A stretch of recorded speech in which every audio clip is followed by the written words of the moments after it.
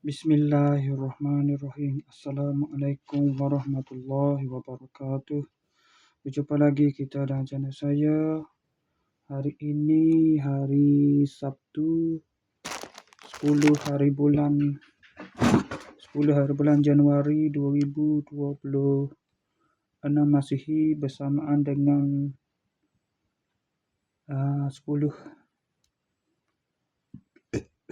20 Rajab 1447 Hijriah. Seperti biasa, video daily report kita untuk hari ini. Kemarin lepas pada buat video daily report, mana lagi? Mana? Ni. Ada rumah ni. Masih dalam kawasan ni lah. Rumah belakang ni. Rumah kakak saya, askar. Hak ni hak tentera lah. Kerja tentera. Belakang tu. Lepas tu depan lah. Depan saya ni lah. Sebelah kanan lah. Sebelah kiri kakak saya. Ni cikgu tu. Maknanya lepas dah selesai video tu,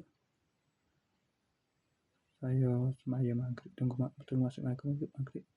Tunggu waktu maghrib, semaya maghrib. Lepas semaya maghrib, semaya asar. Semaya isyak. Sekejap. Lepas selesai buat video daily report tu, tunggu semaya maghrib, semaya masuk maghrib, semaya maghrib. Lepas semaya isyak. Lepas pada masuk isyak, semaya isyak. Lepas semaya isyak tu saya keluar pergi mana tengoklah. Pergi ke dalam mall.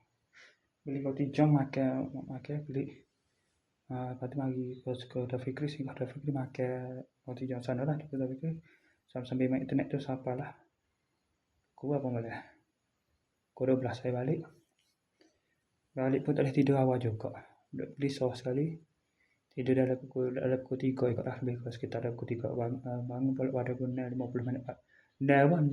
Hari ni 28 ni. Boleh bangun awal ni. Ajaib sungguh. 28 minit pagi bangun mandi semaya subuh. Makan sarapan. Lepas tu tak ada buat kerja apa. Tak ada sambung tidur. Bangun sekejap pada pukul 1. Lepas tu terlelap pula bangun pula. Bangun pula pada pukul 12. Bangun pukul 12 mula-mula tu. Lepas tu mari tak ada nak apa. Makan nasi. Lepas sambung tidur balik. Bangun pula pada 2.10.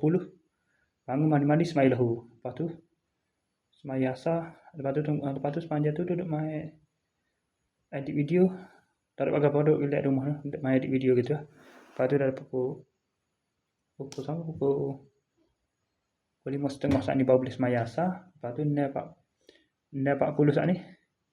5.40. 5 tu pukul 5. Pukul 5.30 ni semaya asar. Lepas tu 5.40 saat ni terus buat video ni. Okey, saya sekadar saja untuk sesi video daily report kita untuk hari ini. Assalamualaikum. Jumpa lagi. Bye.